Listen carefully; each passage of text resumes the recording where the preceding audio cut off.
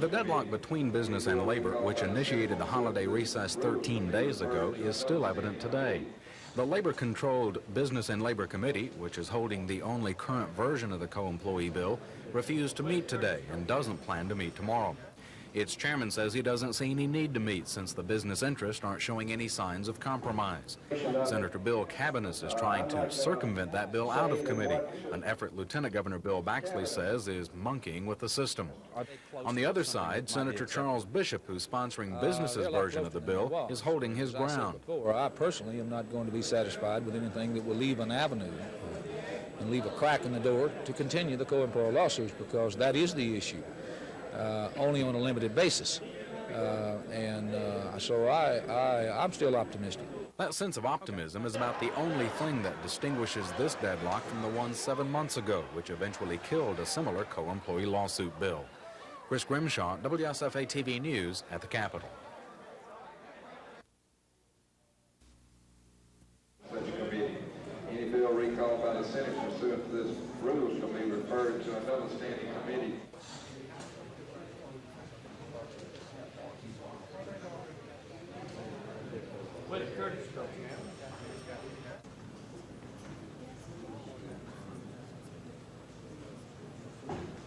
Of it.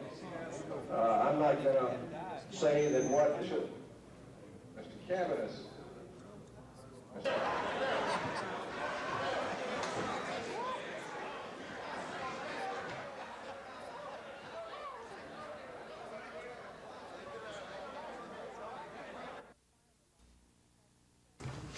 Attorney Jim Ziegler filed the lawsuit because he says the lawmakers didn't do enough work during the recess to justify receipt of the money. He says if each legislator gets the $85 a day expense allowance, it'll cost taxpayers about $155,000. I think the legislators are setting a very bad example for all of the government officials and around the state in that they are not conserving money personally, and they are expending money from the state treasury. And at Judge Thomas's request, Ziegler has named each of the 139 state legislators as a defendant in the case. All the members ready? The clerk will unlock the machine. But there are some legislators who agree with Ziegler. Speaker of the House Tom Drake says he's not surprised by the judge's decision. The House of Representatives feels strongly that we should not be paid during the time that we out for recess during the holidays. There are others, however, who disagree. I think that Mr. Ziegler is totally trying to milk whatever publicity, political value he can out of it, and he knows that that's a popular thing to say right now, but if we had not done that, in my opinion, this session would have been dead. It would have ended up costing more money than that. Judge Thomas has scheduled another hearing on the case on January 9th. Terry Stanton, WSFA TV News. 3 weeks from now, 4 weeks from now.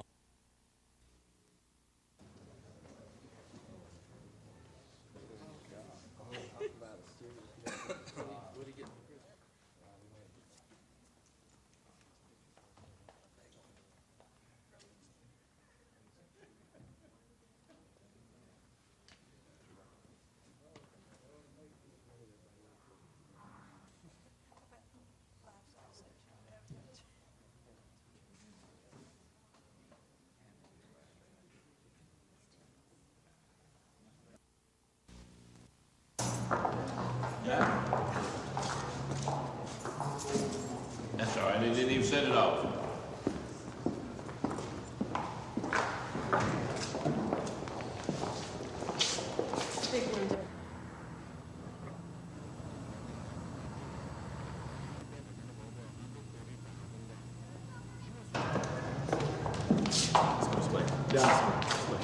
I'll be right back.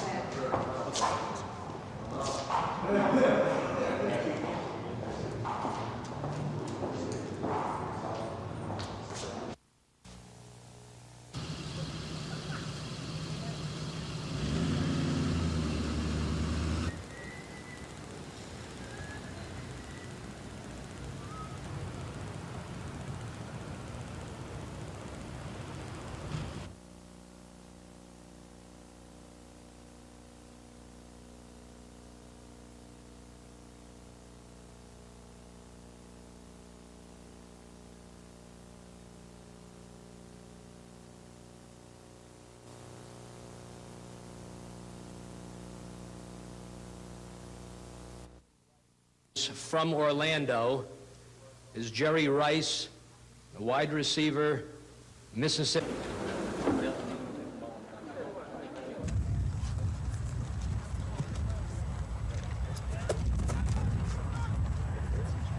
Right side, Rice to the left, Page back to throw it for Jerry Rice, touchdown!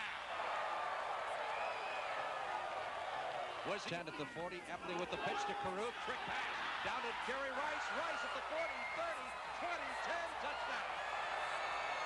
Two questions. Okay. Tell us about the first touchdown play. To try to break the tie, tough angle to his right. He's 7-7 at this distance. And 8 for 8. And the favorite Sooner on the Boomer Sooner scooter there for delay of game.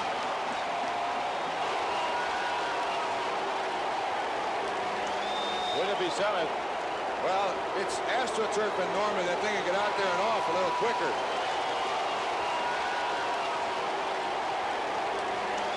Wouldn't it be 7th? The famed Boomer Sooner scooter was a factor in the...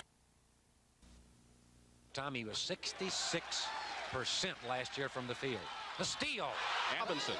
2 fouls against timeout. McKee, number 41 in white. Norwood dishes to Harvey. Timeout. Misses Connor on a wing. Puts a shot up over the defensive man. Comes right back to Dudley, and he throws it away. Raymond Brown lead past Norwood for the hoop. He got it. Alabama Hurt to work inside. throw it up on the glass and come particularly to Norwood. Gottfried can't make it 3 in a row. Knocked up once and finally put up and in by batting the ball up in the air and hurt the State. Here's Harvey. He'll go in against Farmer. He got it. All over the court. Defense got inside. Jim Farmer did not block him off, and it's going to cost him. Up on the half-court offense. Gottfried from outside. There's Gottfried. Got that outside jumper working again. Connor of Alabama spins in the paint. Puts it up off the glass. It's good. Beautiful money. Points clipped off that big 7-point lead for State. Buck Johnson outside shot. Good. Timeout taken by Alabama. In a hurry for Mississippi State. 1 second. Mississippi State holds on to upset Alabama here in Tuscaloosa. Mississippi State missing free throws down the stretch. Alabama with a great comeback to get bet in it, but it falls a little bit short. Time runs out, and Alabama has lost for the second time in conference play as Mississippi State wins its first SEC game in its first conference outing. The final score, Mississippi State 71. How you doing? Good. Vic, why are you here?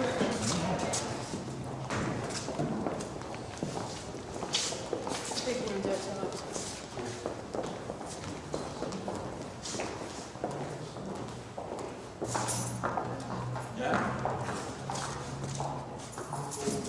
That's all right. They didn't even set it off.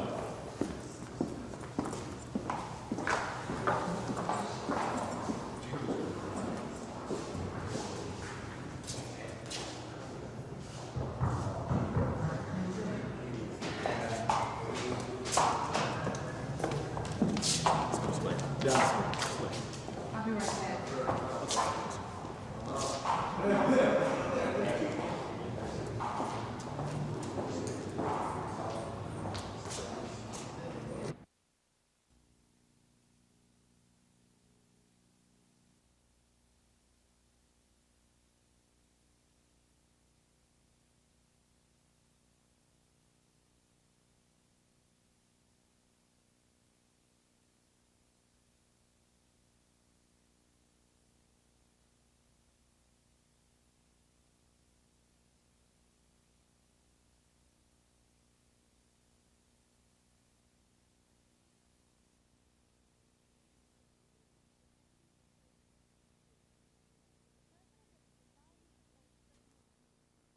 The president of the Society to Save Soviet Jews is trying to get the Russian government to allow Abe Stoller to return to the United States.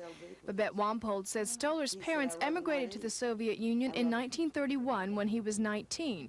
Today, at 73, Stoller is still an American citizen, and he wants out of Russia. Mrs. Wampold says once, Stoller almost made it. They said that he could go in 75, and they let him go so far as to sell everything or ship out what he could. And they were already aboard the plane when they pulled him off and said that his wife had state secrets as a chemist. She hadn't worked at that point in 5 years. Mrs. Wampold and others communicate regularly with Stoller through the mail, and in 1981, another member of the society met him in Moscow. He walked up, had no Soviet accent, completely American accent, and he looked like just a little old American man. Mrs. Wampold wants American citizens to write to the Soviet government asking for Stoller's release. She says Stoller, now 73, is beginning to think he'll never leave the Soviet Union. And he lives in his head and at the embassy and with his books as if he were free, because he's given up hope. Terry Stanton, WSFA TV News.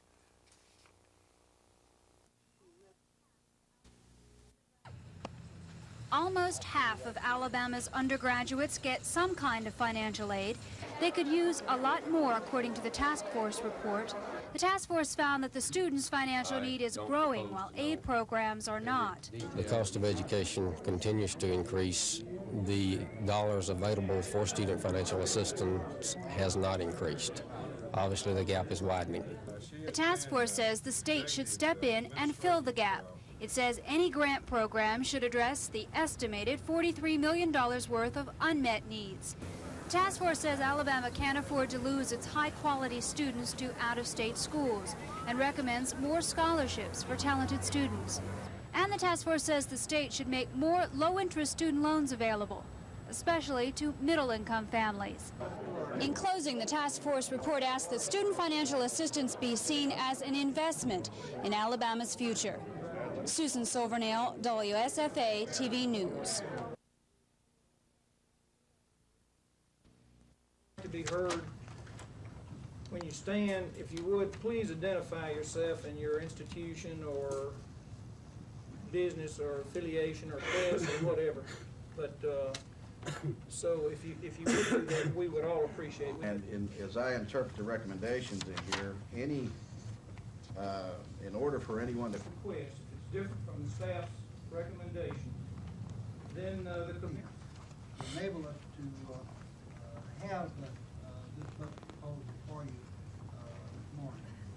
Believe me, administrative executive assistant for the president at Alabama State University holds us as much strength for our events. Number 3, we are not to add medical schools, hospitals, agricultural research and extension programs, and research and service activities. We believe this is the most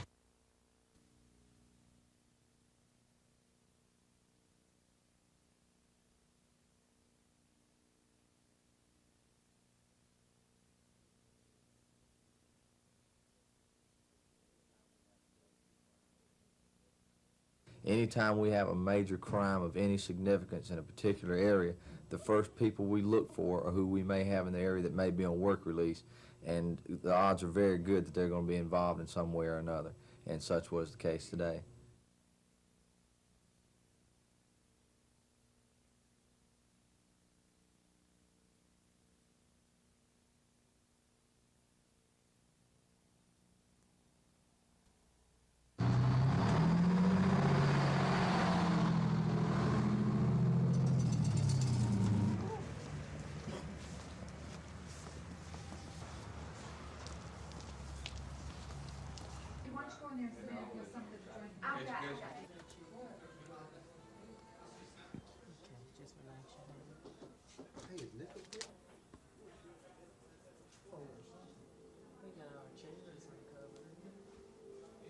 pleasing blue color.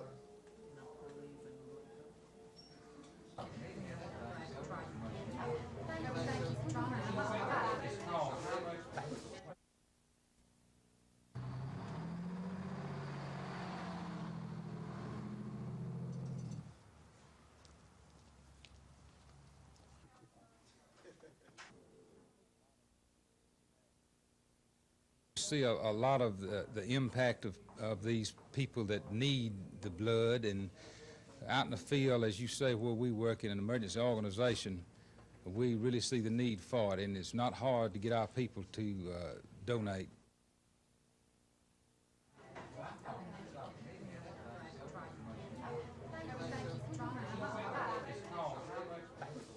Okay. It's too high. You want to go in there for a minute? We have consulted an attorney to determine to what extent the city's alcohol beverage sales ordinance can be challenged. Jenkins Group calls the ordinance adopted last month by the City Council unfair and unreasonable. Pro-wet leaders say buffer zones between alcohol selling establishments and churches, schools, and playgrounds are too restrictive. They're also upset with the 3 councilmen who voted for the ordinance, the same 3 men who campaigned to keep the city dry. Jenkins says a number of people have contacted his committee upset about the ordinance. These people are concerned not only about the restrictive nature of the ordinance, but also about the possible abuse of power and our dereliction of duty by 3 members of the City Council. Jenkins says the ordinance will prevent the great majority of existing businesses, including all black-owned businesses, from receiving a license. He's urging business owners who are interested in joining a class action suit to contact his committee. But at least one city councilman says the ordinance is just fine. Councilman Richard Fleming says pro-wet leaders campaigned in support of a strong ordinance. He says that's exactly what they've got. Cal Calloway, WSFA TV News, Enterprise.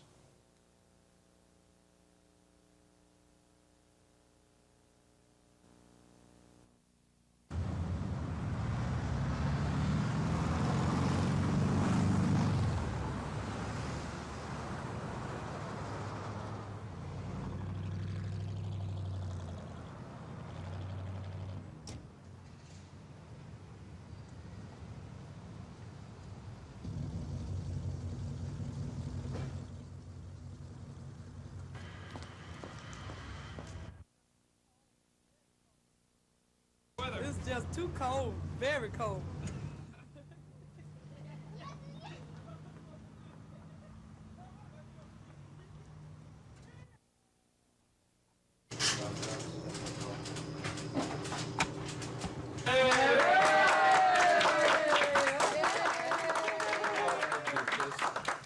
Now you want to know why Tommy Foreman was costing you 45 minutes, right? We're all gonna miss you, Doc. I'm gonna miss all y'all. I'll tell you what, I'm about ready to lose it. See what the card says. See what the card says. Goodbye and best wishes. Hi, them, Cindy. They'll be watching them on the news. Take care. Kim, don't kiss me. For he's a jolly good fellow. For he's a jolly good fellow. For he's a jolly good fellow. That nobody can deny. Y'all do that, my friend. That was from that sound. Gail's Hotel. All right. Oh, boy, look at that. Yeah, all you folks that went to Weight Watchers last night. All right. Say from MD and Betty on there, you know. Here's some more. I know some of the cretins that run that station up there. Yeah, go get the cake. They run it. Go get the cake. Somebody. They violated the rule, and whatever it is, well, the flag goes down on the ground. It was Skelton who flagged the Oklahoma mascot wagon for racing onto the field after the Sooners kicked what appeared to be their go-ahead field goal in the 4th quarter. And a flag is thrown on the Boomer Sooner schooner there for delay of game. Somebody said that they do that out in the Big 8, that they run their buffaloes on and their Sooner schooners or whatever they are. We don't do that in our league. Of course, it's an NCAA rule. A procedure penalty on the same play nullified the field goal. But it was Skelton's call that stirred the NBC announcer. That driver, he's going to go down in the history books with the guy who drives the snow machine up in Washington, New England. Let me give a word of advice to that guy. Prompted replies from the driver of the wagon, an Orange Bowl official. Did the mascot, the wagon, have your permission to come on the field? No, that's the referee's call. It's not ours. The Orange Bowl committee has nothing to do with that at all. We had warned them one time, and it was not just a complete violation of the rule that we stuck them with right off of the bat. In his 13 years as a Southeastern Conference official, the one-time Alabama quarterback has worked Cotton, Independence, and Bluebonnet Bowls, and numerous Blue, Gray, and Senior Bowls. The 2 Orange Bowls he's worked are special. We feel like that the Orange Bowl is about as big as you come, money-wise, and of course they've played for the national championship many times. They entertain us real well. We get to play a couple of days of golf. We played Doral and played Indian Creek, and That's quite an experience, and of course you have all day on New Year's Day to kind of get into the game type situation.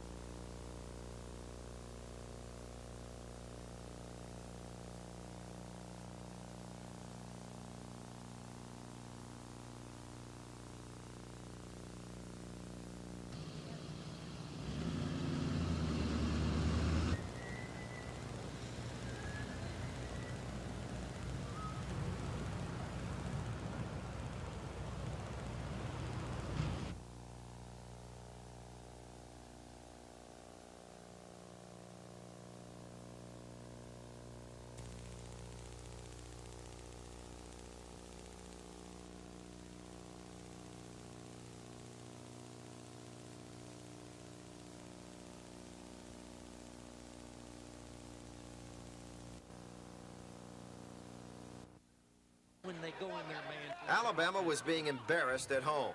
The Tide was showing absolutely no signs of life. When Raymond Brown scored 2 of his 14 points on this driving layup, Mississippi State enjoyed a 27-point lead, 59-32. Alabama coach Wimp Sanderson was just glad the execution would be over in 8 minutes. But the Tide awoke from the dead on the shooting and hustle of guard Mark Gottfried. Transfer from Oral Roberts scored 11 of Alabama's next 21 points during a Tide run that saw Mississippi State score but 2. Gottfried finished the night with a career best of 27 points. When Buck Johnson, who had been held to a season low of 2 points in the first half, canned this jumper, the Tide was back within 5 at 68-63. Chauncey Robinson, however, went to the free throw line, scoring 4 of his team-high 21 points to seal the victory for Mississippi State 71-67. Alabama will host Georgia Saturday afternoon at 3 o'clock. We'll have the game on TV 12. Auburn entertains Florida Saturday afternoon at 1:30. Coach Sonny Smith's Tigers declawed by Kentucky in Lexington on Wednesday. I just hate that it happened on national television, but then again, that is a very difficult place to play. And our freshmen couldn't get it done, and our veterans weren't able to pull them up.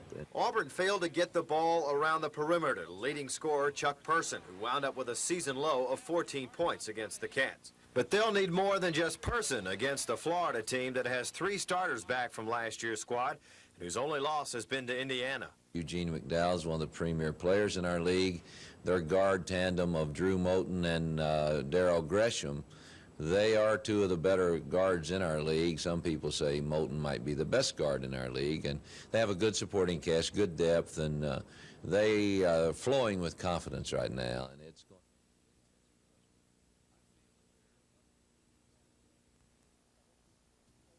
At this point, this is as close as I've been in 10 years, and if it took me 10 years to get here, that means there's not going to be no return. He's excited as anybody. For the first time in his career, he's playing for a game that really means more than any other game, including the game of the record in his life. Well, Matt said exactly what I told him to.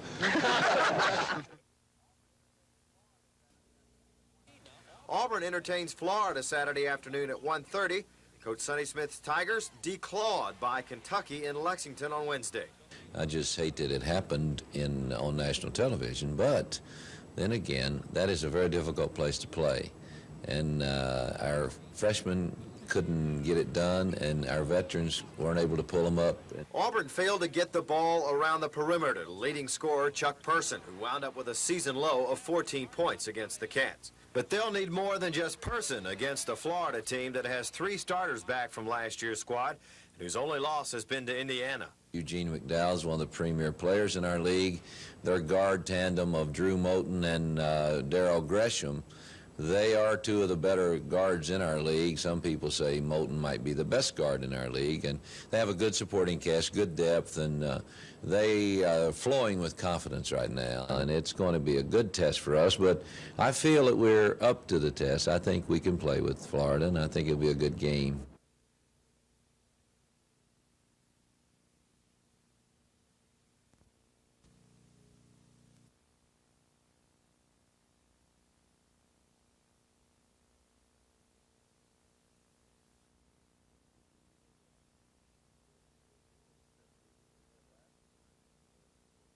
Memories that we had last time were good, except for the game itself, and I think most of us remember that feeling, and we don't want that to happen again. So first things first, we take care of Pittsburgh, and then you know, we'll get ready for the Super Bowl.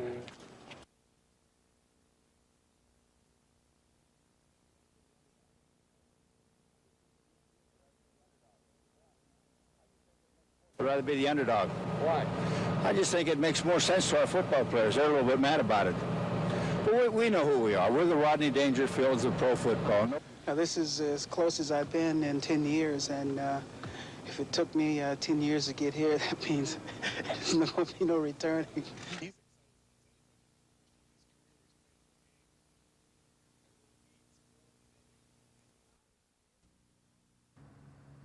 Jolly's grocery store was closed today, so employees could attend the funeral for the owner of this small establishment.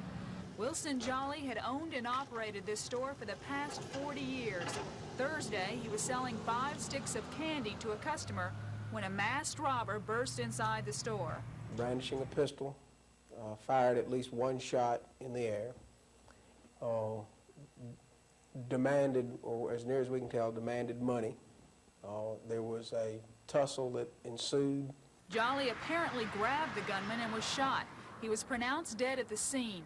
Jolly's wife witnessed the entire incident and said the man fled on foot without stealing any money. Chief Bodine says the police are working on some leads, but they have little to go on. His face was completely covered with a mask. He was wearing a dark-colored jacket or shirt and light-colored pants.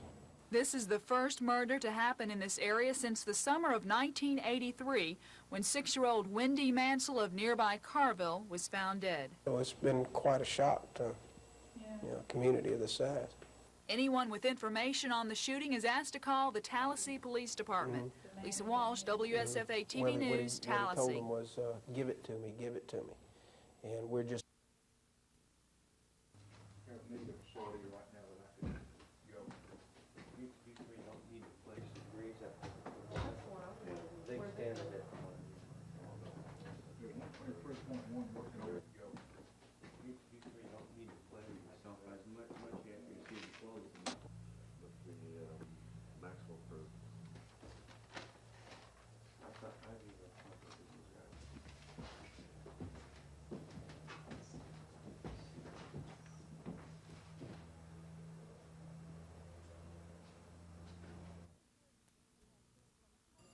The Social Security system has seen some tough financial times.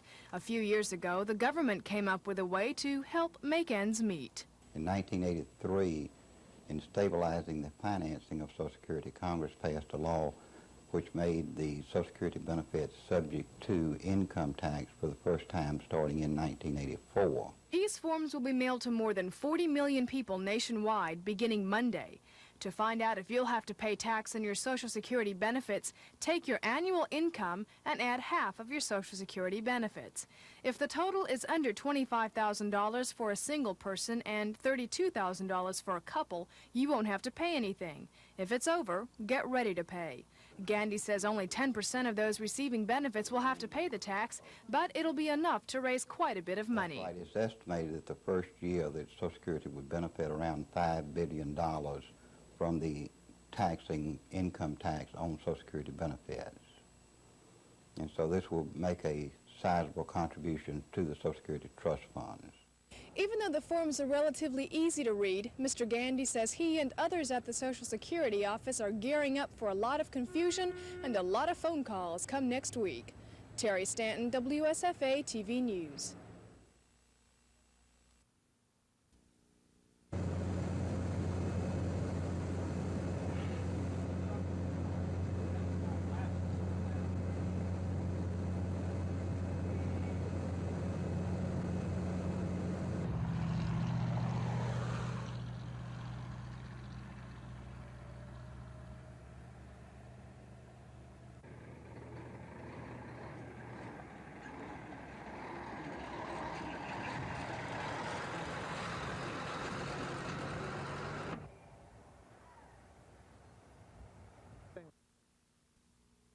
Mine would be the fireplaces, the prefab. Usually the fires are caused from too much intense heat by building a roaring fire in a fireplace that's only designed for looks. I would suggest that they use 3 logs at a time, 2 or 3, rather than building a roaring fire in these fireplaces. Next would be the space heaters and the kerosene heaters that the people are using now. Without proper ventilation, which many of them are not ventilated, then these heaters can deplete the air in the room of oxygen and cause it to drop to a level where suffocation could occur. There are about 10 senators who are committed to take part in the filibuster. They speak for an hour at a time, most often to an empty chamber. The philosophy of a filibuster is to kill time, hoping for a mistake by the leadership, or more importantly, to eat up precious days needed to pass the bill. Filibusters can also be used to provide time for negotiations, but there aren't any going on at this stage of the game. Most of the senators are within a few feet of the chamber, either allies ready to take over or proponents of the bill keeping the filibuster honest. There have been times in the history of this chamber that the gavel was used to break the filibuster, but Lieutenant Governor Bill Baxley is in a precarious position. He's most often allied with trial lawyers in labor who are vehemently against this bill. But he has chosen to step away from that coalition and support the move to limit co-employee lawsuits. Since time isn't critical to passing the bill now, the threat of the gavel doesn't loom overhead. But if the dedication of the 10 or so senators survives the next 2 days, Lieutenant Governor Baxley will be faced with the decision of using the gavel against his friends. In an effort to tire out the talking senators, the Senate leadership voted to begin its session tomorrow at 1 minute past midnight, putting a full 24 hours in front of the filibusters. That's the first Sunday meeting of the lawmakers in 10 years and only the 3rd in history.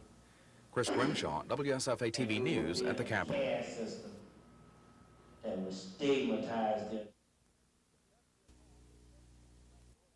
Kentucky at home with 17th-ranked North Carolina State. The first time the teams have played at Rupp Arena. Joe B. Hall's Cats started with a flurry, some nifty ball handling for Roger Harden. Scoring the game's first points, Harden also passed off the next 2 Kentucky buckets to teammate Kenny Walker. The All-American hit from the corner and continued the artillery fire, this time from the top of the key. Kentucky was leading by 6 very early. State head coach Jim Valvano relied on star player Lorenzo Charles making the outside jumper to pull State close at the half, 38-26. Kentucky had an 11-point lead with 4.5 minutes left to play. Leading 68-57, State's Spub Webb throws the alley-oop to Charles. State was mounting a comeback. The Wolfpack was within 8 points at the 3-minute mark. Joe B. Hall sent in freshman Ed Davender, who showed off some schoolyard basketball.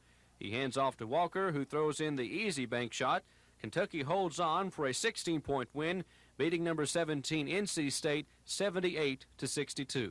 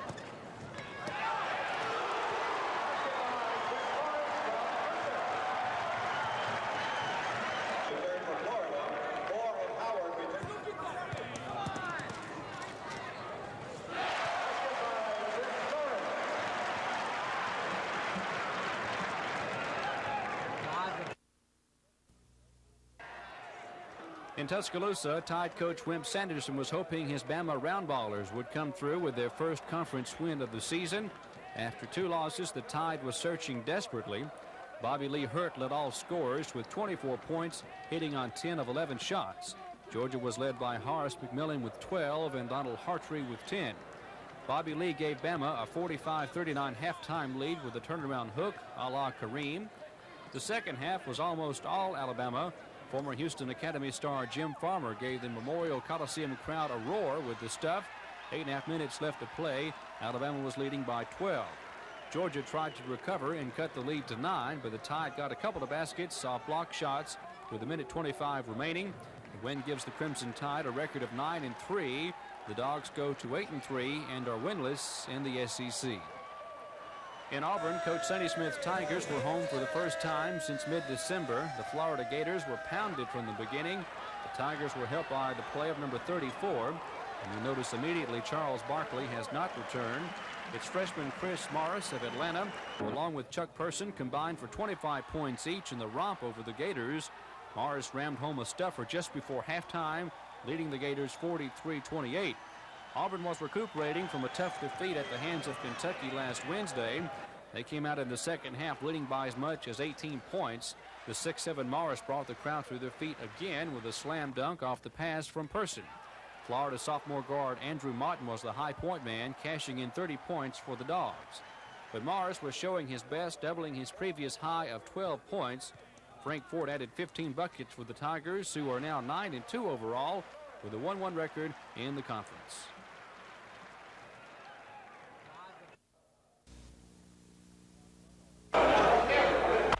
House come to order.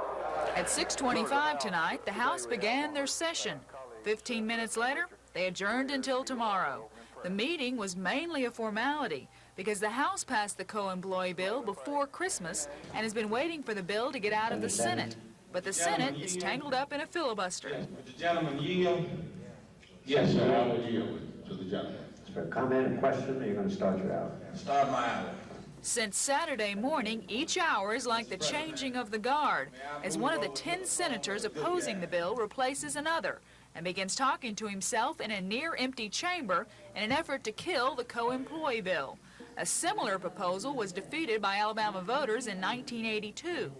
Senator Danny Corbett of Phoenix City leads the charge against the bill, which would limit lawsuits in the workplace. I just feel that some folks in this state that are elected officials in the legislature that come up here in less than 2 years after the voters expressly said no to this issue and vote for it are going to find themselves in a lot of trouble when they try to run for re-election, when they can't turn around and produce these elusive jobs that were supposed to be coming.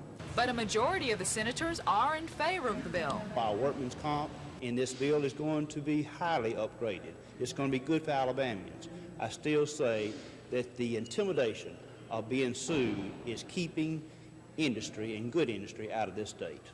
Opponents of the bill hope the filibuster continues until midnight Tuesday, which would effectively kill the bill, while proponents hope Lieutenant Governor Baxley breaks the filibuster and calls for a vote to settle the issue. Lisa Walsh, WSFA TV News. Good morning, Mayor. How are you doing? Fine, glad to see you. Hey, get up there with y'all a few minutes. Bunch of road.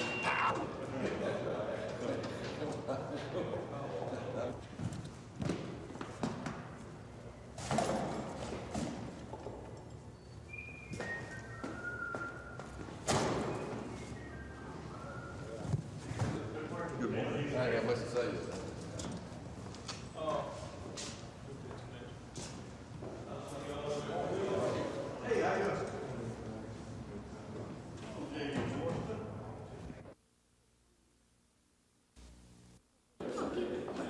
Sandra Pierce has been trying to make sergeant since 1981.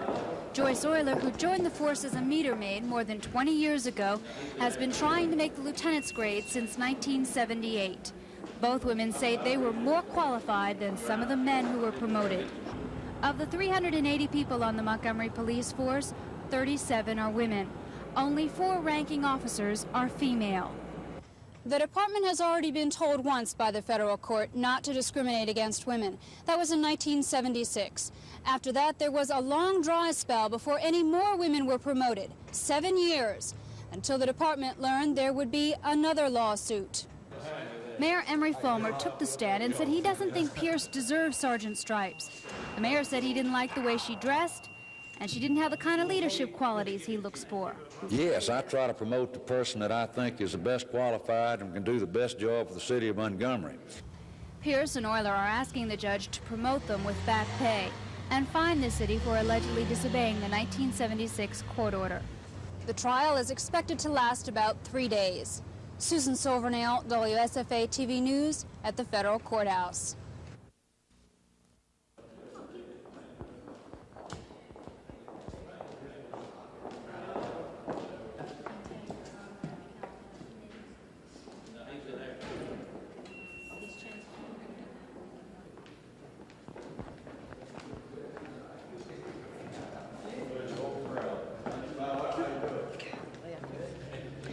Mayor,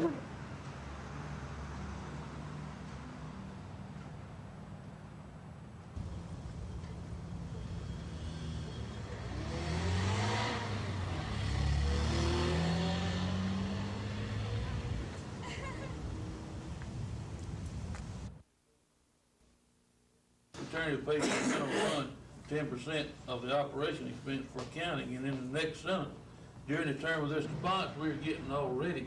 As a matter of fact, we getting phone calls and people walk in also already.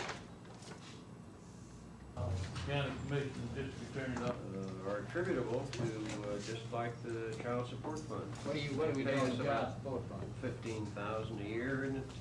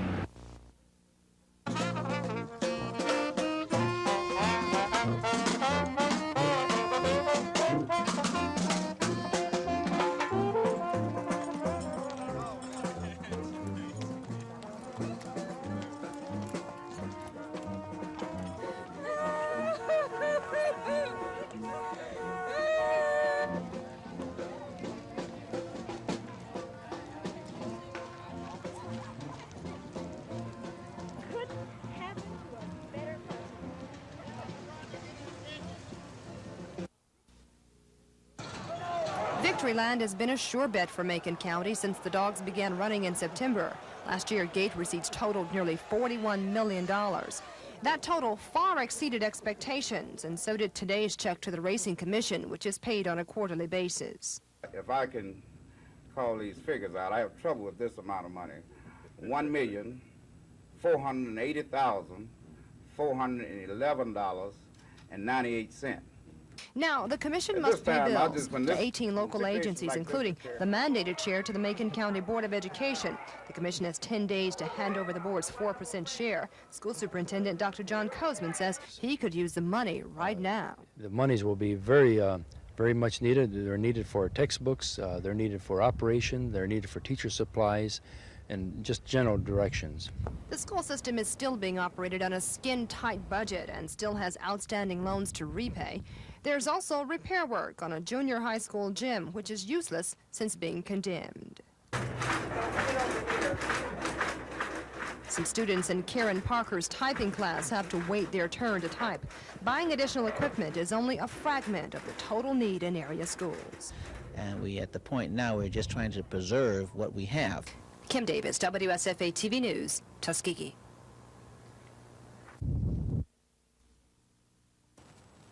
The district attorney's white-collar investigators and prosecutors are still checking out leads and talking to informants and suspects in the case. Sources close to the investigation say Joe Garner refuses to cooperate with authorities who are trying to determine the scope of the alleged plot to blow up civil rights marchers and to carry out other violent acts against blacks and liberal whites. The Justice Department has now actively joined the probe. District Attorney Jimmy Evans. The investigation is continuing, and the scope of the investigation is broadening.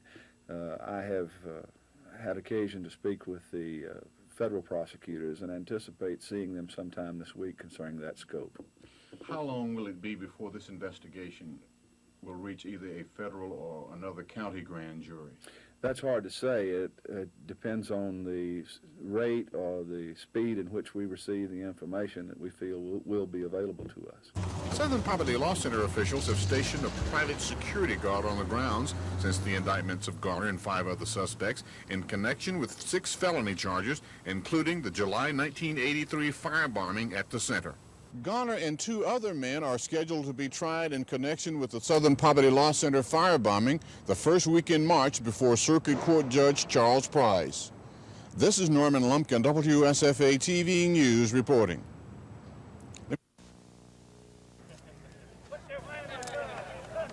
This ribbon cutting wraps up months of work at Shell Army Heliport.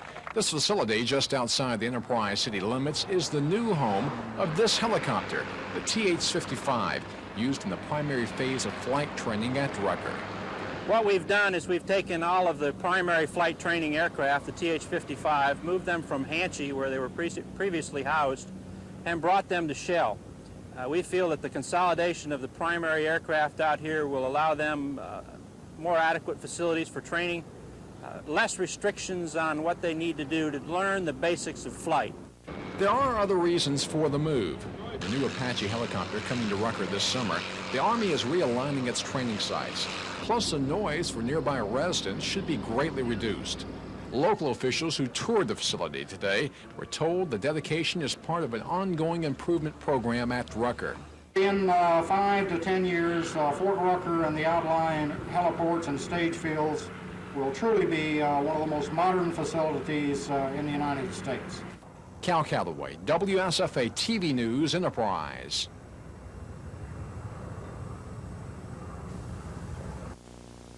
The Senate of the state of Alabama is currently debating the latest version of the co-employee liability measure. The 3-day filibuster was short-circuited by Lieutenant Governor Bill Baxley, and the legislators are essentially in the final round of arguments before a vote that's expected to see the measure passed from the Senate to the House. Chris Grimshaw of our staff is standing by at the Capitol for a live update on that story. Chris?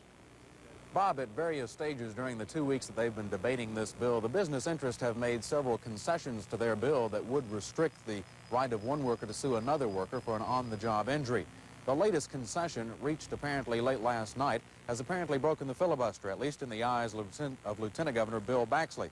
He's been very liberal in allowing the labor forces to filibuster, but with the onset of this latest concession, he has made it clear that the filibuster is more than likely over and that a vote will be taken on the bill. Senator Steve Cooley, who has authored many of the business versions of the bill, revealed this latest version, which makes one additional major concession. It would allow one worker to sue another worker if an injury occurs after a written notification of some safety violation has been turned in. That exception to the restrictions on the lawsuits joins the only other two, the removal of any equipment safety devices and intoxication. The other provisions of the bill improving the workers' compensation benefits are the same as they have been for the past 3 to 4 days.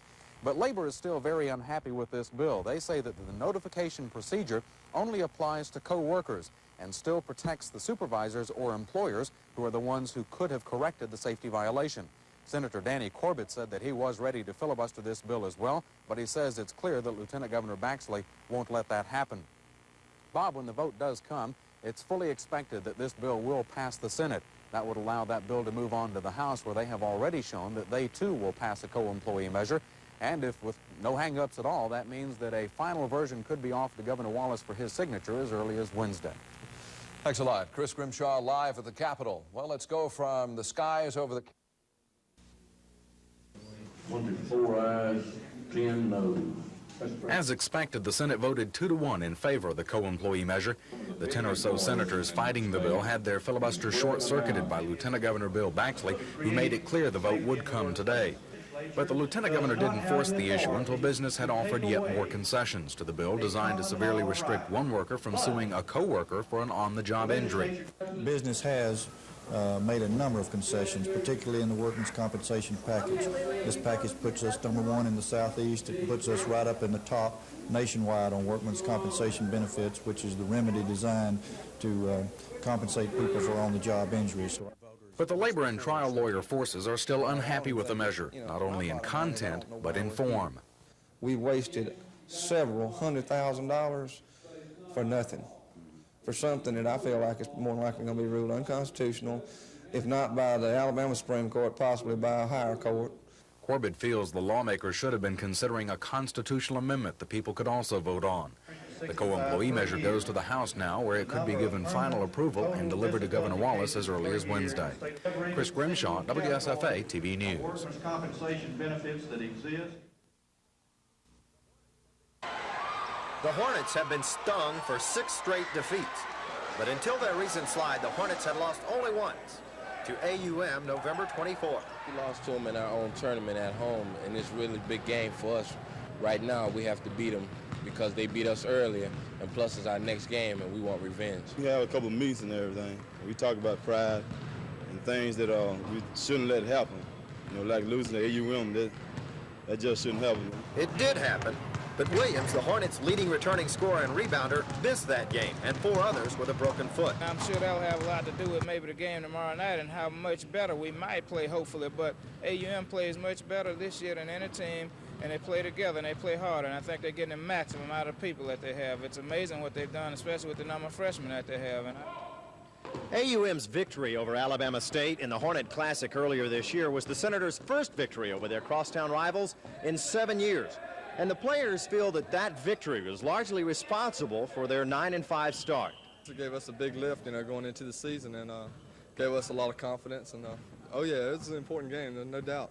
But this one will be too. We need to go and prove that it wasn't just a fluke. With the loss of Jesse Phillips and Carl Rawls, the 6'5" Warner has assumed dual roles of scorer and rebounder for the Senators. But no one gets the star treatment on Larry Chapman's squad. I think our team comes first. It's going to mean a lot to our team to win the game, and to the school as well. And we're going to try to play them real hard. I think they even shared in our joy of winning that game, and I think that there's great respect, I know, on the part of our programs, and I know our fans and their fans share that, and so I think it's going to be a great game. Tip-off is 7:30 Tuesday night at the AUM gym.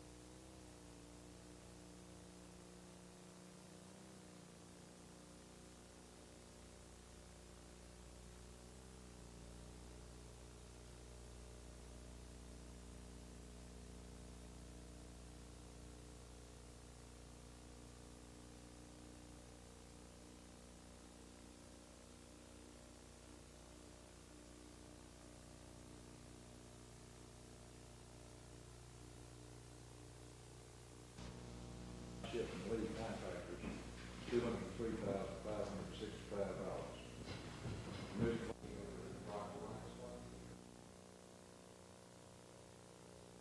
The pledge that we made was we were going to try to equitably divide the city of Troy, Alabama to the best of our ability.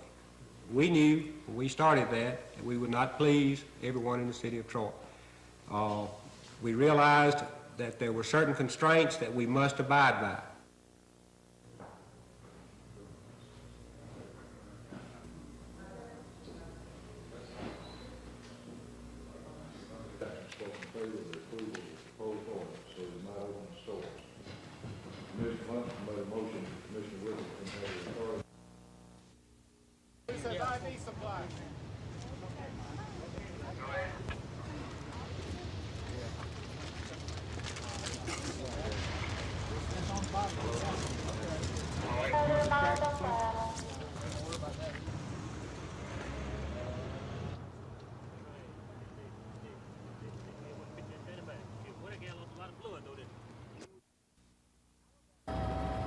Alabama and the other southern states are leading most of the nation in late mortgage payments. Only in the northeastern part of the country is the number of late payments climbing faster. Industry experts blame much of the problem on unemployment, with the number of jobless workers at still historically high levels. The slowdown in the economy is also seen as a contributing factor to the rising mortgage delinquency level. In the South, 5.63% of the mortgage payments are now coming in late, up more than a full 0.5% since the previous recording period. But experts say the situation here could be much worse. They say in comparison with the rest of the nation, Alabama's rate proportionally is not rising too drastically, and the default rate is nowhere near being critical. And the future looks good. Mortgage bankers say 1985 is expected to be a banner year for home sales, and they called the long-range outlook for people trying to pay their mortgages promising. Still, mortgage bankers warn that Alabama's business climate may never be good enough to put the state out front of the rest of the nation. Tom Foreman, WSFA TV News.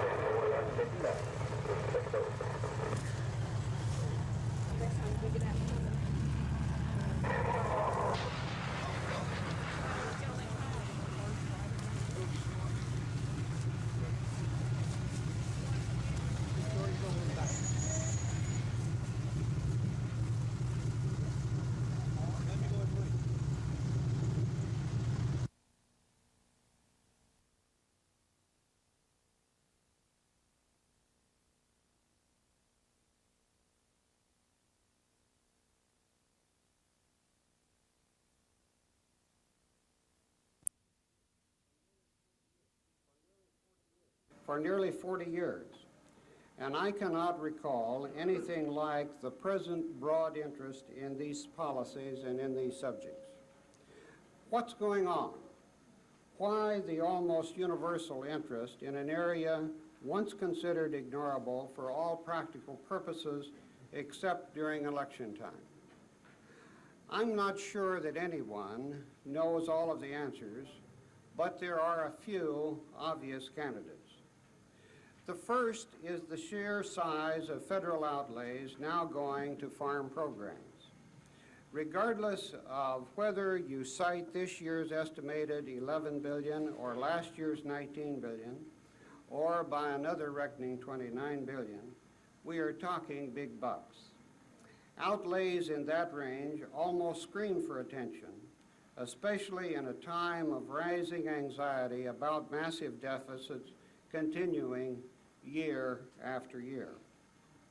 Second, many people are concerned about the natural resource base in agriculture. With total cropland, pasture, and rangeland now accounting for roughly 65% of all non-federal land in the United States, and irrigation taking more than 80% of the nation's total consumption of water, What flexibility exists for meeting increasing demands for food and fiber? Are we running a risk of using up our land and water and other natural resources?